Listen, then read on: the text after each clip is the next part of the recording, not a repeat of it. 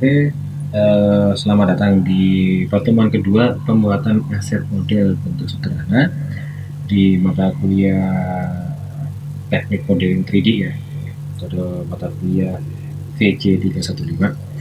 Di sini saya perkenalan sebagai materi namanya Afrizal. Hari ini kita lanjut untuk pembahasan berikutnya.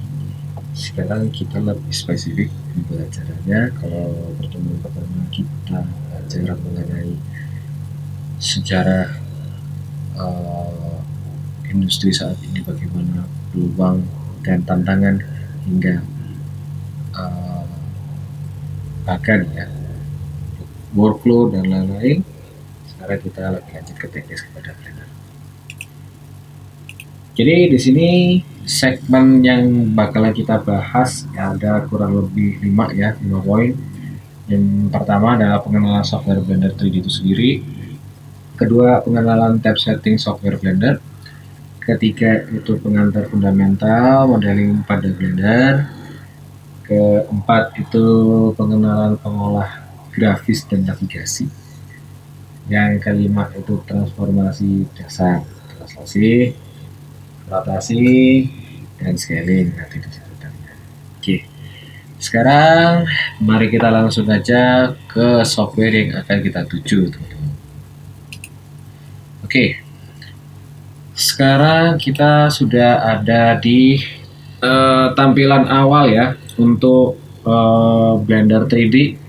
Di sini saya menggunakan Blender 4.1, namun teman-teman bisa memakai kurang lebih dari 4.0 ya, menyesuaikan juga. 4.1 dan 4.0 juga tidak jauh beda perubahannya. Hanya saja bagi teman-teman yang menggunakan 4.1 dimohon untuk tidak lebih arahnya kayak penyesuaian aja ke 4.1, karena 4.2 sudah cukup banyak perubahan, cukup banyak update dan perombakannya cukup banyak, sehingga kita kondisikan aja untuk di 4.0 hingga 4.1. Oke, software 3D open source yang memang sudah ada sejak sebelum atau mungkin saya barusan lahir gitu kan, yang dimana memang lama, tidak jauh kalah hebatnya dengan Autodesk ya, dan software-software 3D lainnya seperti Cinema 4D. Kalau sculpting itu ada ZBrush, kalau painting ya, Painter itu namanya Substance. Itu biasanya itu juga anak produknya dari Autodesk juga. Tapi di Blender kita memiliki fitur-fitur yang kurang lebih sama, menyerupai juga, ada beberapa tabnya, bahkan menunjang pengerjaannya kita. Dikarenakan open source, kita tidak perlu repot-repot untuk nge-cracking dan lain-lain, sehingga bisa dipakai. Jadi aman.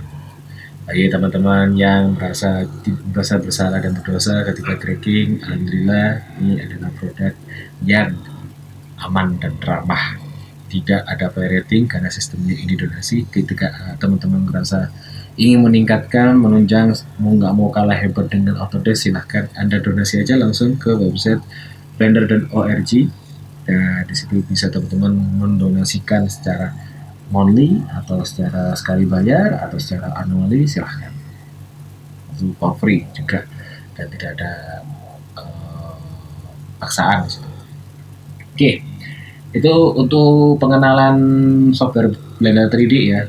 Sekarang yang kedua, pengenalan tab setting software Blender 3D. Jadi saya akan menjelaskan dulu sebelum saya menjelaskan mengenai fundamental modeling ya.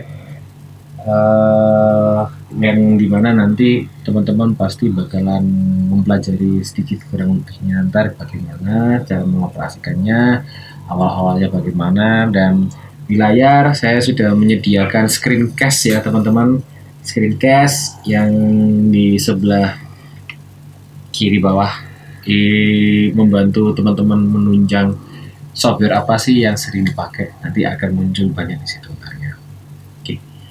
Tab pertama di sini ada layout. Kalau teman-teman menanyakan tab itu apa atau di mana nyarinya, itu terletak di atas di sampingnya tanda help ini. Nah, di sini ada layout, ada modeling, dan sampai pada scripting, dan plus di sini ini adalah tab. Ini adalah tab tampilan layar viewport. Ya, hanya sekedar layout saja, tapi layout ini memang disiapkan langsung ready untuk teman-teman gunakan, teman-teman pakai. Di sini ada layout. Layout di sini totally fungsinya adalah ketika teman-teman sudah memiliki beberapa produk, beberapa aset gitu, teman-teman bisa menaruh, meletakkan, layouting, memberikan lighting, menentukan kamera dan sebagainya, semuanya ada di layout sini. Tapi tidak hanya melulu cuma layout saja, teman-teman juga bisa menggunakan tab yang lain, atau kalau teman-teman sudah merasa familiar dan sudah merasa expert menggunakan Blender, sebenarnya satu tab itu sebenarnya udah cukup. Namun ketika teman-teman ingin rasanya nggak ribet, maka tab ini membantu untuk menunjang teman-teman untuk bisa mengerjakan lebih cepat lagi. Ada modeling, yang dimana setiap kali saya merubah tab layout itu bakal juga berubah settingan layoutnya juga. Kalau dilihat perbandingan dari layout sini, dia otomatis tidak berubah. Sedangkan kalau saya klik di sini akan ada perubahan.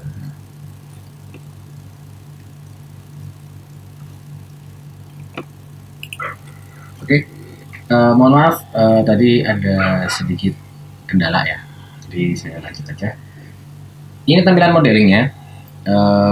Kalau tadi kan sempat nge-freezing ya ketika saya jelasin, ternyata nggak berubah di record, jadi saya kembali lagi untuk berubah tampilannya. Dan di sini saya akan melihat perbandingannya teman-teman. Nah, ini tampilan untuk pada layout ya, kurang lebih seperti kayak gini. Sedangkan kalau misalnya di modeling, tiba-tiba dia bisa berubah layoutnya sesuai dengan apa yang kita mau. Jadi sesuai sama kebutuhannya kita, bahkan apa yang kita mintakan nanti ada disertakan di sini semuanya. Dikarenakan memang dari Blender itu selalu membentuk, ibaratnya kayak mengembangkan softwarenya terus menerus, dan ini sifatnya community ya teman-teman. Jadi pemakaiannya bukan pemakaian enterprise yang dimana dia harus subscribe tahapan sesuatu ini, dan pengembangannya pun juga pengembangan langsung dari software itu sendiri tanpa ada engage dari user also. Maka agak sedikit berbeda daripada Blender. Sedangkan kalau Blender dia memang community, bahkan dari setiap user-usernya itu bahkan secara sukarela untuk mengembangkan berbentuk add-on dan lain-lain. Dan ketika memang Blender itu merasa add-on ini bagus, mereka bakal menyertakan ini menjadi default add-on di Blender di versi berikutnya. Good point di situ untuk Blender. Dan akan saya lanjutkan lagi penjelasannya. Ini ada tab sculpting bagi teman-teman yang dimana pingin untuk belajar sculpting, tapi teman-teman merasa bahwasannya wah, sculpting itu tax money ya, karena kan harus bayar gitu. Maka Blender di sini menyertakan menyertakan tab untuk sculpting yang gratis. Jadi teman-teman bisa merasakan fiturnya tidak jauh beda dengan ZBrush. Hanya saja memang ada beberapa kelebihan dari ZBrush itu yang hanya dimiliki oleh ZBrush saja. Namun tidak jarang para kreator 3D artist ini menggunakan Blender sebagai karya sculptingnya dia, dan sama-sama bagus, bahkan lebih bagus daripada orang yang menggunakan ZBrush dalam tanda kutip. Di sini bukan masalah perkara software, tapi memang masalah mengenai keterampilan para user yang melatih dirinya dia. Di sini ada UV editing, jadi ada texturing, penyusunan jaring-jaring yang nantinya juga kita akan pelajari kurang lebih. Di Di sini ada texture paint, kita bisa mewarnai secara otomatis ya. Ada yang cara buat material, itu ibaratnya cara manual, jadi terbatas menyesuaikan sama bidang. Ada istilahnya bidang vertex, ada bidang face, ada bidang edge dan sebagainya. Ada di sini ada shading. Kita di sini kalau misalnya menentukan material, kita bisa bikin material sesuka hatinya kita. Banyak banget di sini. Lalu di sini ada animation, ada tabel animation di sini yang bisa kita eksplorasikan. Ada drop sheet untuk bisa melihat keyframe ya, bisa melihat keyframe di sini. Di kamera sudah sesuai dengan kamera yang ada di viewport, dan ini adalah layar untuk pengerjaannya, ini sudah disiapkan. Ada rendering di sini untuk tampilan preview akhir render, itu bisa lanjut masuk ke sini nantinya. Compositing ini more like seperti kayak kita memberikan efek atau color grading pada setiap render preview video yang sudah kita kerjakan dalam bentuk PNG sequences, atau bisa dibilang juga nantinya setelah semua selesai, ketika mau render, teman-teman bisa untuk memakai compositing ini juga sebagai standar grading, jadi langsung di render langsung 2 kali kerja nantinya. Pertama ngerender gambar, lalu kedua dia memberikan efek color grading sehingga teman-teman bisa mendapatkan hasil jadi saja di situ. Geometry Nodes ini adalah fitur terbaru yang sebenarnya sih sudah ada pengenalan dari 3.6 sebenarnya tuh, 3.0 ya. Cuman sekarang banyak pengembangan yang dimana dari para artis 3D itu juga mulai untuk membuat atau mengeksplorasi geometry nodes ini karena cukup menarik, membantu, namun juga memiliki bobot kapasitas yang berat juga karena dia memainkan program juga di sini kurang lebih. Terakhir adalah scripting bagi teman-teman yang memang suka coding, tapi juga di posisi teman-teman juga menginginkan coding ini juga bisa dibuat untuk Blender, maka ini adalah fitur yang bagus juga di situ nantinya. Oke, kurang lebih seperti kayak gitu untuk penjelasan script penjelasan tabnya. Mari kita kembali ke layout nanti di sini. Nah, sekarang akan saya jelaskan mengenai fundamental modeling pada Blender 3D ya teman-teman ya. Jadi fundamental di sini ini ada pembahasan kurang lebih pengenalan untuk banyak hal. Yang paling utama deh, yang utama itu adalah masalah mengenai interaction mode yang dimana posisinya interaction mode ini nanti berfungsi untuk memberikan fitur-fitur tersendiri. Kalau misalnya kita memakai tidak ada edit atau membuat suatu objek atau meng-sculpting atau meng-shape suatu bentuk, maka atau hanya sekedar menggerakkan geometri objeknya saja, maka kita memakai object mode saja nanti di situ. Sedangkan kalau kita tampilkan ke edit mode, ini kita akan melakukan yang namanya deformasi atau perombakan wujud dari kotak, nanti bisa memunculkan menjadi hal-hal yang lain. Ini seperti halnya kita bermain plastisin, hanya saja kita menggunakan ini di digital. Oke, dan di sini pun juga ada 3 fitur untuk pembuatan seleksi. Di sini ada yang namanya seleksi titik, yaitu vertex, teman-teman. Ini bisa kita klik di sini nantinya. Nah, lalu di sini ada select modenya adalah edge atau garis. Jadi kita klik garisnya di sini. Kalau kita zoom in garis di sini, nah habis seperti kayak gini ya. Nah, habis seperti kayak gitu. Lalu di sini ada seleksi secara bidang atau face, bisa kita klik seperti kayak gini. Ya, lebih seperti kayak gitu nantinya. Nah, untuk masalah seleksi ada 2 tipe.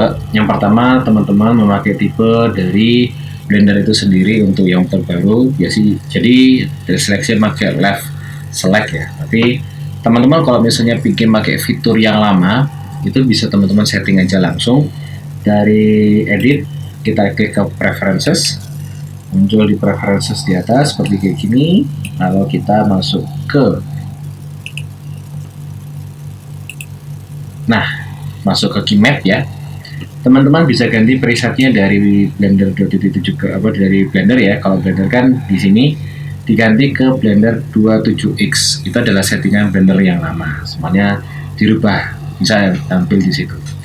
Nah, dikarenakan saya ini pengguna Blender lama, maka mohon maaf kalau misalnya saya akan menggunakan Blender 27X gitu ya. Tapi teman-teman kalau misalnya memang menggunakan Blender yang terbaru karena merasa nyaman, karena kebiasa pakai left select gitu kan ya, monggo silakan, nggak apa-apa gitu kan.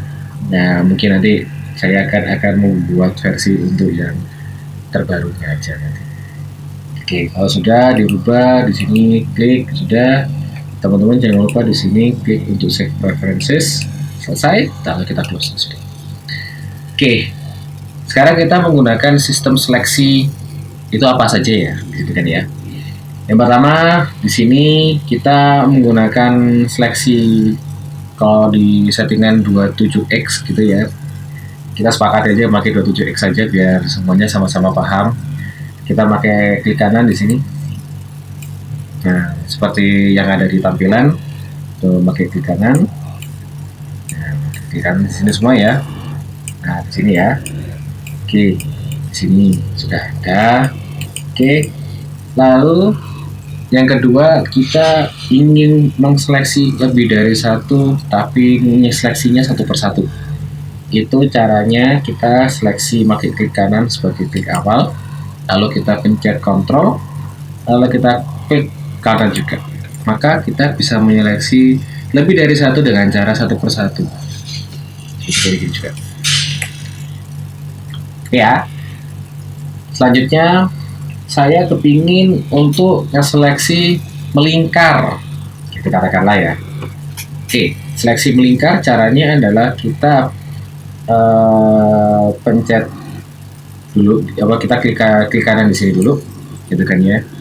Lalu kita klik Alt, kita pencet Alt, lalu kita klik di garis tepat tengah di sini, lalu kita klik kanan. Maka jadinya dia melingkar. Begitu juga di bagian atas juga sama. Diklik di Alt, pencet Alt bersamaan, ditahan, lalu kita klik kanan, lalu dia langsung melingkar. Kurang lebih seperti kayak gitu. Oke, untuk mengseleksi semua, maka saya akan memencet tombol A. Maka semuanya akan terseleksi. Semua bidang, semua edge ya. Kalau saya rubah edge-nya pun juga akan terseleksi semua. Kalau saya ganti vertex-nya akan terseleksi semua, ya kan, menjadi semacam bidang kurang lebih seperti gini teman-temanku. Dan kalau misalnya teman-teman ingin membatalkan atau ingin mendeseleksi semuanya atau sebagian, maka Anda cukup pencet A saja. Kalau misalnya ingin untuk menseleksi semuanya, pencet A lagi. Kalau nggak mau seleksi semuanya, pencet A lagi. Oke ya, bisa dipahami ya di situ ya. Lanjut. Lalu saya akan menerapkan berbagai macam seleksi lain, yaitu ada seleksi rectangular, jadi kita pakai box kotak yang putus-putus itu. Yang kedua ada pakai brush, selection brush gitu, ada juga. Oke. Sekarang saya akan geser untuk seleksinya dari face, kita melanjut ke vertex. Oke, kita seleksi dulu ke semua, diseleksi semuanya. Lalu kita pencet P sampai akhirnya muncul gambar seperti kayak gini, teman-teman. Lalu saya pakai left click sambil saya tahan, bola.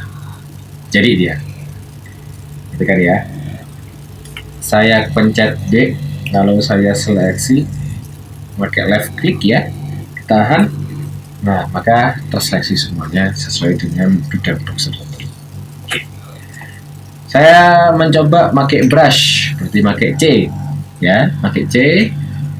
Nah, kalau misalnya mau membatalkan, baik pakai B maupun pakai C, teman-teman cuma klik saja, pakai klik kanan. Kalau mau seleksi, di drag dengan menggunakan left click. Kalau teman-teman ingin membatalkan komando itu, cukup teman-teman mengklik kanan saja. Saya klik pakai C untuk brush selection, lalu kita klik kiri, lalu kita drag melengkapi semuanya. Apabila sudah selesai, kita klik kanan. Kurang lebih seperti kayak gitu ya teman-teman ya, kurang lebih seperti itu. Nah, oke. Untuk fundamental modeling seleksi kurang lebih seperti kayak gitu saja. Apabila nanti ada tambahan-tambahan, nanti bisa tanya aja di saya, atau nanti bisa kalau teman-teman secara online nanti saya publish di YouTube juga, kolom komentar juga nggak apa-apa. Tapi basicnya atau dasarnya dalam seleksi semuanya saya ajarkan sudah tadi. Pokoknya seperti kayak gitu ya. Lanjut, sekarang saya mau pelajari atau mengenalkan teman-teman mengenai pengolah grafis dan navigasi 3D. Oke. Itu ya. Jadi pengolah grafis di sini kurang lebihnya kita akan melihat bentukan-bentukan secara menyeluruh, gitu kan ya. Jadi kita belajar untuk nge-summon objek-objek geometri ya, gitu kan, objek-objek geometri yang dimana akan saya jelaskan di sini banyak hal.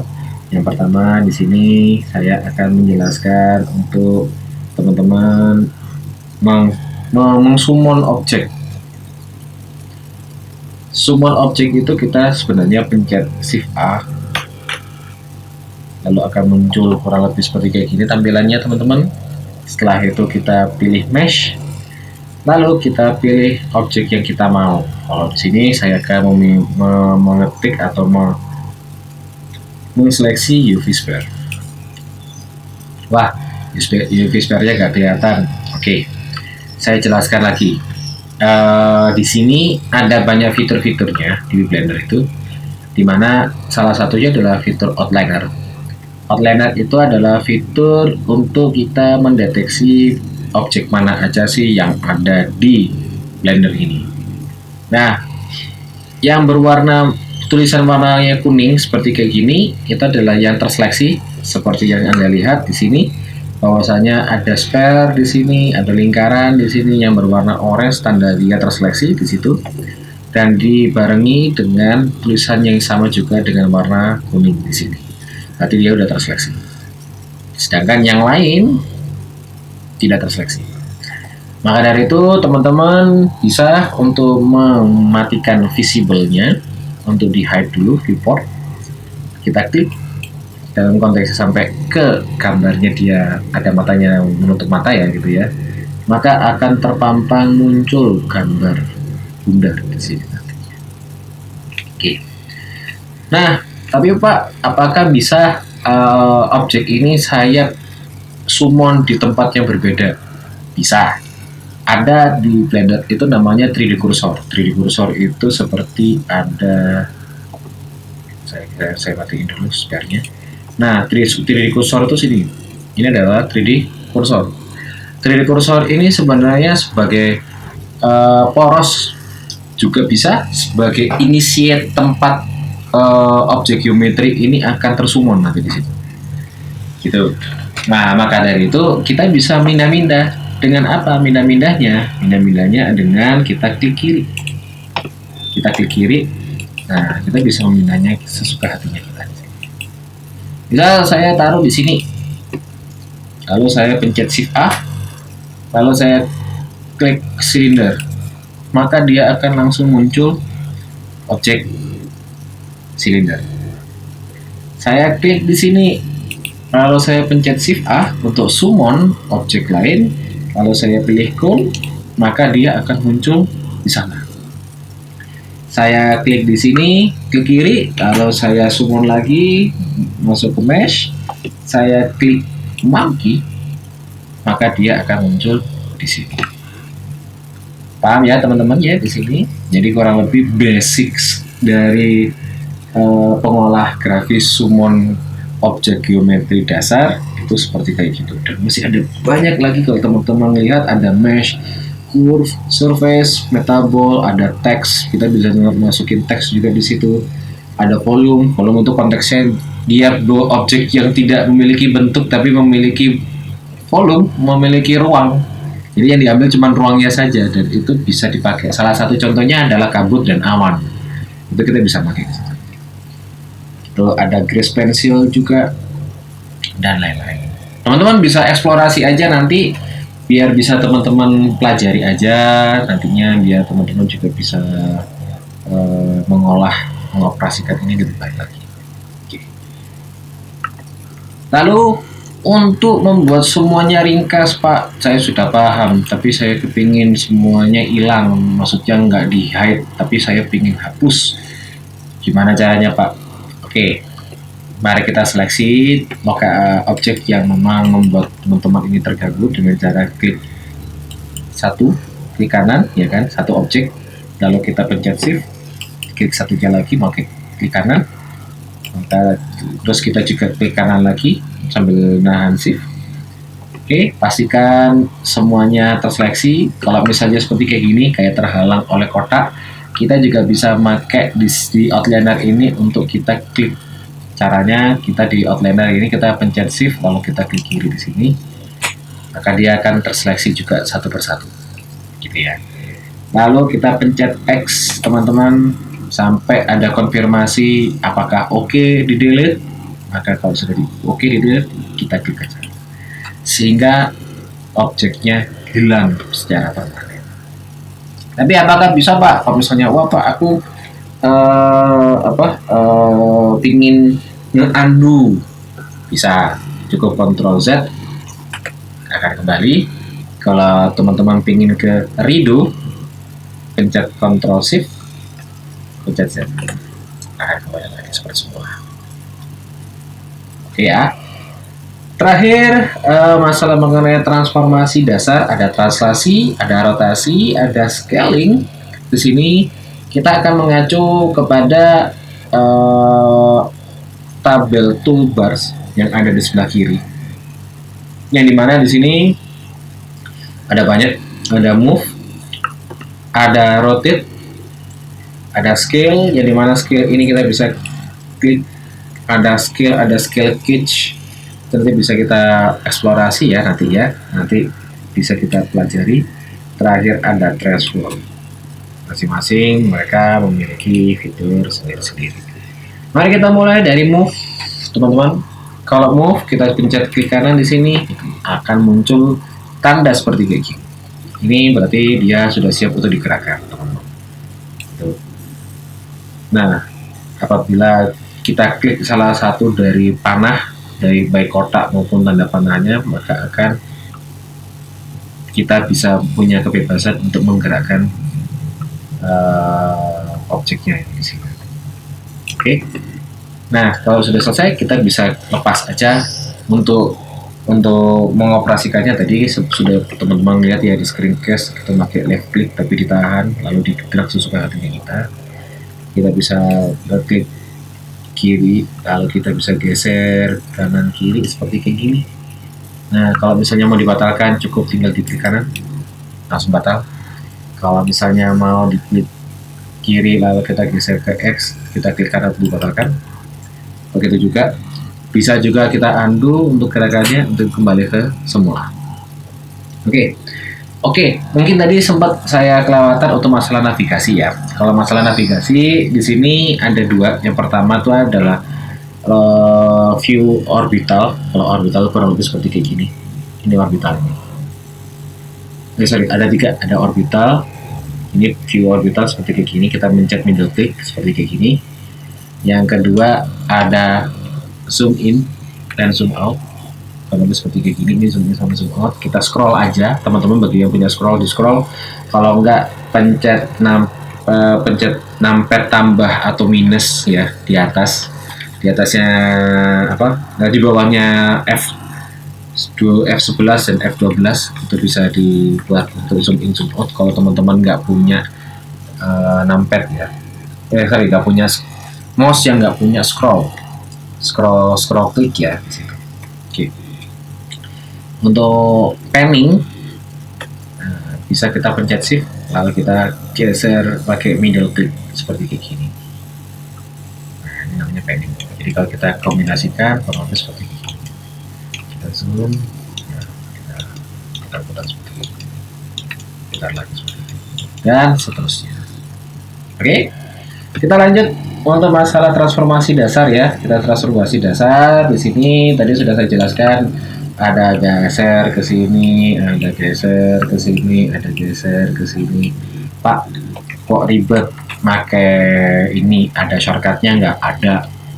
Shortcutnya kita pencet G dari yang namanya grab, dari istilahnya grabbing. Grab, kita grab itu kayak ambil gitu kan, terus kita melakukan translasi sesuka hatinya kita, bisa sesuka hatinya kita taruh di sini juga bisa, taruh sini juga bisa, taruh sini juga bisa. Ini namanya free transform kurang lebih seperti ini, sesuai sama apa yang kita lihat di sini. Nah, free transform kan seperti ini. Pak, tapi saya kepinginnya itu saya tuh kepinginnya itu spesifik Pak, tapi nggak pingin pakai panah katakanlah, tapi pakai shortcut. Pakai apa Pak? Ada caranya. Yang pertama kita pencet G, lalu kita pencet sumbu. Di sini kan ada 3 sumbu, ada X dengan garis warna merah, sumbu Y dengan garis warna hijau, dan terakhir ada sumbu Z yang dimana kita bisa memunculkannya di sini. Nah, pada seperti ini. Nah, di sini kita bisa geserin pakai X, geser ke kanan, yang bergeser ke sini. Dia bisa digeserkan seperti ini. Jadi hampir sama seperti kayak kita pakai geser panah kayak gitu. Ya. Yang kedua ada namanya G ke sumbu Y, grab ke sumbu Y. Nah, seperti ini ya teman-teman. Lalu ada G sama Z, kita bisa geser ke atas dan ke bawah. Seperti ini. Itu adalah transformasi translasi atau grab. Kalau rotasi, kita coba. Kita klik, akan muncul tandanya seperti kayak gini. Basicnya sama, seperti dengan translasi atau grab ya. Kita bisa mutarkan begini, dan lain-lain.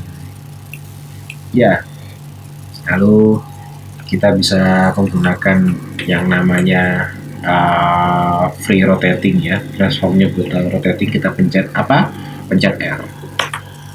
Kita pencet R, lalu kita putar-putar seperti kayak gini. Kita bedakan mutasi pandangannya juga R. Akan berputar juga berbeda tapi dengan tampak yang sama. Ada juga dengan caranya kita pakai shortcut tadi, kita pencet R lalu pencet X. Kita juga akan merotating di sumbu yang sama. Begitu juga dengan Y dan juga Z. Nah, sama semua ya di sini ya. Terakhir adalah scale. Scale di sini kita bisa nge-scale sesuka hatinya kita. Ya. Nah, kita bisa scale pakai scale di panah di sini.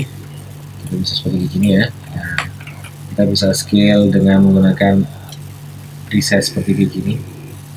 Ibaratnya kalau saya ngomongnya scale lokal ya, jadi tidak berubah yang lain-lain, cuma di tag yang sesuai di situ kan, sama juga sama seperti kayak gini sama. Teman-teman bisa explore aja, dan dia juga ada shortcut, itu adalah S dari scaling, kalau F itu dari rotating, S itu dari scaling, maka kita scale S, dan ini adalah free transformnya secara universal, penuh ya. Sedangkan kalau kita pencet S tambah Y, dia akan memanjang sesuai dengan sumbu Y. S sama X juga sama, S sama Z juga sama. Nah, saya juga ada pertemuan di sini. Mari kita coba kalau pakai scale gauge, itu seperti kayak gimana. Ya, kalau misalnya teman-teman tahu nih, ada kayak cornering dan lain-lain. Nah, ternyata bisa pakai ini. Jadi kayak penggabungannya dari skill yang awal sama skill yang kedua, nah kurang lebih sama. cuman dia bisa nyampe cuman dia keunggulannya ada base base sumbunya itu dari objek sudut-sudut objek tertentu saja. Cukup membantu, dan ini bisa membuat untuk teman-teman yang baru belajar belajar Blender itu bisa diterapkan, bisa dieksplor di rumah, di sekolah, di kampus, ini bisa dipakai. Terakhir di sini ada transform, itu adalah gabungan semuanya. Jadi teman-teman kalau mau main aman, capek aku nggak mau cuman move doang, aku nggak mau cuman rotate doang, atau nggak mau cuman scale doang, aku ingin semuanya, teman-teman bisa scale semuanya di situ nantinya. Itu teman-teman. Di situ sisanya lagi ada yang namanya annotation. Annotation itu kita bisa coret-coret di sini, tapi dalam bentuk 3D. Jadi bisa emboss seperti gini teman-teman. Nah, lalu di sini ada measurement. Kita punya penggaris, kalau itu seperti kayak gini. Nah, dia bisa langsung memberikan hitungan spesifik. Nah, kita ada temuan baru nih. Ternyata kita susah untuk memberikan tampak yang spesifik. Aku kepingin Pak untuk melihat tampak atas atau depan atau samping dengan presisi. Gimana caranya? Caranya ada dua. Yang pertama kita bisa pakai navigation di sini ya. Kita bisa klik di sini. Langsung kita tertuliskannya di sini ada top orthographic. Gitu ya. Oke. Yang kedua di sini ada Y. Ketika Y akan masuk ke dalam tampak sumbu Y-nya di depan. Lalu di sini ada X, sorry bukan di depan. Kalau tadi di belakang ya, ada back orthographic di situ. Lalu ada X di right. Nanti teman-teman bisa klik aja sendiri untuk ke left. Jadi kalau misalnya teman-teman pengen ngeklik sebelahnya, bisa diklik di bagian sini atau di bagian sini. Atau kalau misalnya terpampang di depan, teman-teman bisa klik aja satu di situ nanti.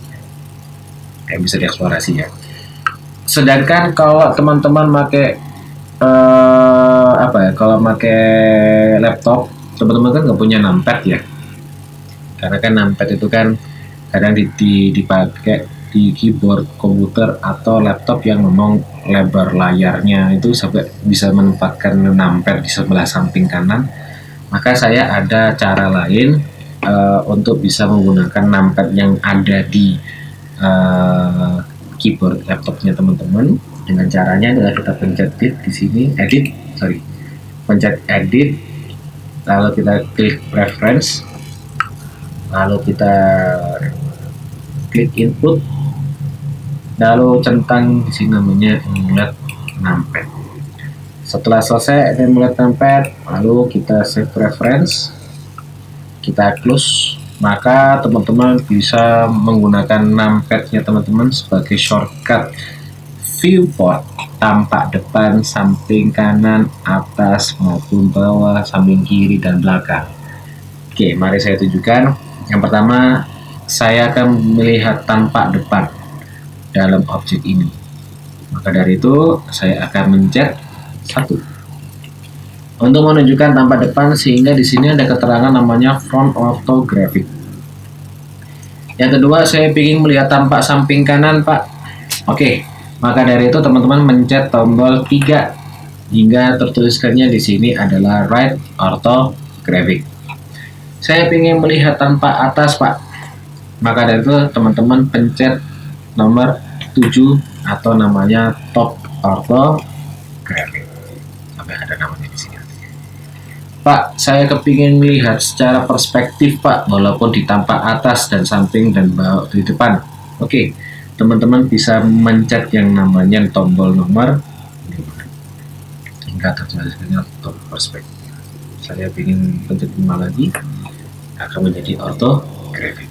Pak, saya kepingin free view gitu kan, tapi tanpa ada kayak tampak depan, atas dan sebagainya, atau bisa dibilang namanya user perspektif ya, user view gitu kan. Maka teman-teman bisa pakai aja dengan cara tadi, memakai orbital middle click gitu ya. Terus teman-teman di sini bisa menggunakan yang namanya adalah pencet 5 untuk bisa melihat tampak spesifik ya, semuanya sama rata. Kalau ini kan tampak perspektif kan ada distorsi tanpa ada yang mengecil gitu kan ya. Tapi kalau kita pencet 5, semuanya akan sama rata, sama sejajar, sama arah. Kurang lebih seperti kayak gitu. Oke, kurang lebih sampai di sini dulu teman-teman. Nanti untuk pertemuan ketiga akan saya jelaskan fitur-fitur yang ada di sebelah kanan sini nantinya. Oke, sampai jumpa. Terima kasih sudah menyimak, dan kalau misalnya teman-teman ada yang ingin nanya apabila memang video ini terpublish di YouTube di channel saya, ya silahkan chat di kolom komentar aja. Atau kalau misalnya teman-teman ingin mengikuti perkembangan tutorial saya juga dan perkembangan informasi saya, ya silahkan teman-teman subscribe aja dan like selalu untuk video saya di YouTube. Oke, terima kasih semuanya. Selamat siang, pagi, dan malam.